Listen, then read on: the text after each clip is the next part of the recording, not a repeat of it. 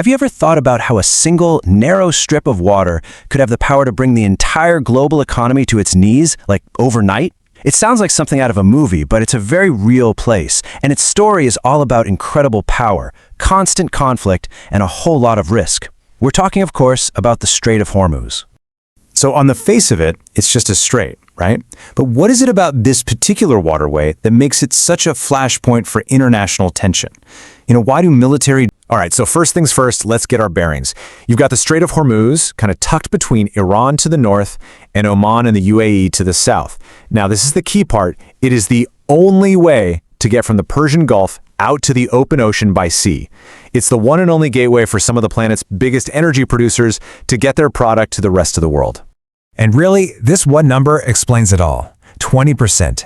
Every single day, a fifth of the entire world's oil, we're talking somewhere around 17 to 20 million barrels, gets squeezed through this one tiny choke point. Not to mention massive amounts of natural gas. The scale is it's absolutely staggering. And the reason all of that traffic is so vulnerable, it really just comes down to one thing: geography. This is what makes Hormuz the ultimate choke point, a place where the shape of the land has literally decided the fate of nations. The scale here is what's so mind-blowing. At its narrowest, the strait is about 33 kilometers wide. But, and this is the crazy part, the actual shipping lanes that those huge tankers have to use are just a tiny fraction of that. We're talking only 3 kilometers wide in each direction. This basically funnels the world's energy supply into a tight, predictable, and incredibly vulnerable little corridor. And, whenever you have a piece of geography that's that critical, conflict is never too far away. The Strait of Hormuz has been a hotspot for centuries.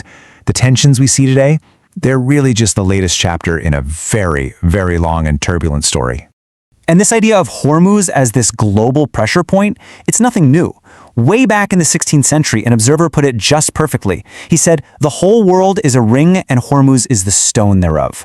What a brilliant way to say that. For ages, this place has been the critical centerpiece of global trade and power. And you can see this pattern just play out again and again over time. Back in the medieval era, the Kingdom of Hormuz was this legendary hub for trade. Then you fast forward to the 1980s, you get the tanker war, where Iran and Iraq were literally attacking oil ships, forcing the US Navy to come in and escort them. And that brings us right up to today, where Iran's military drills are a constant, very clear reminder of its ability to shut this whole thing down.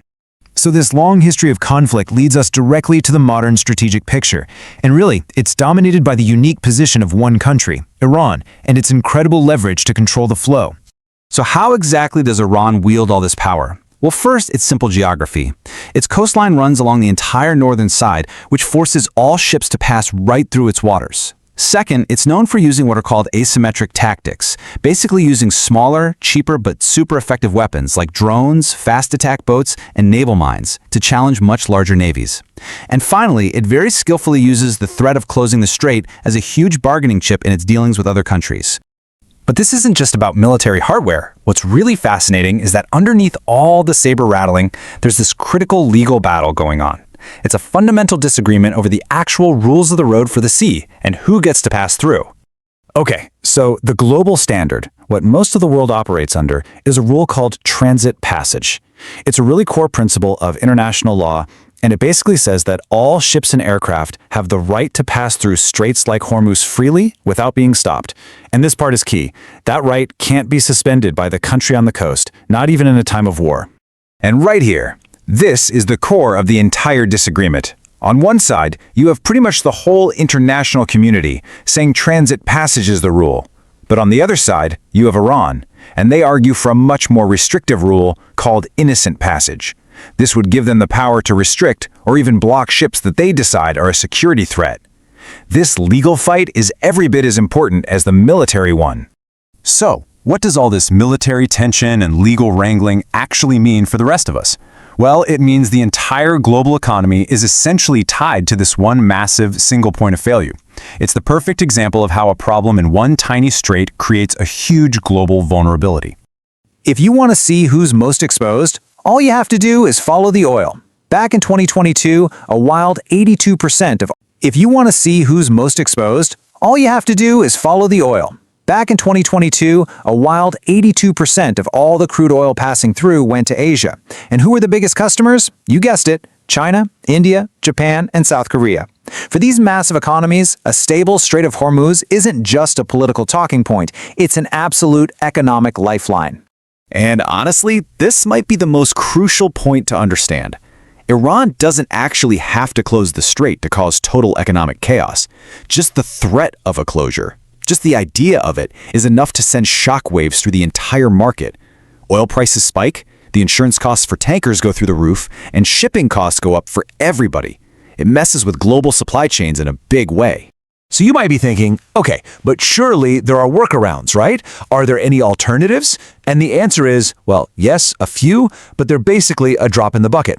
Saudi Arabia and the UAE have built some pipelines that bypass the strait. The problem is they just don't have anywhere near the capacity to replace the colossal amount of oil that flows through Hormuz every day. For that kind of volume, there's just no easy substitute. And all of this leaves us with one final, pretty urgent question. In a global economy that's already feeling pretty fragile, dealing with conflicts and shaky supply chains, this one choke point represents a massive vulnerability. So the issue isn't just about naval power or international law anymore. The real question is, in today's world, is this a risk we can truly afford?